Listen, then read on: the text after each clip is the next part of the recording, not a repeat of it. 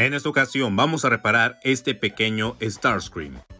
Y es que su pequeño brazo está roto. Simplemente vean eso. Puede que parezca algo muy minúsculo que la pestañita esté rota. Y es que sin problema se puede atorar, pero sin embargo nada más levantamos tantito y ¡boom! Ya se zafó.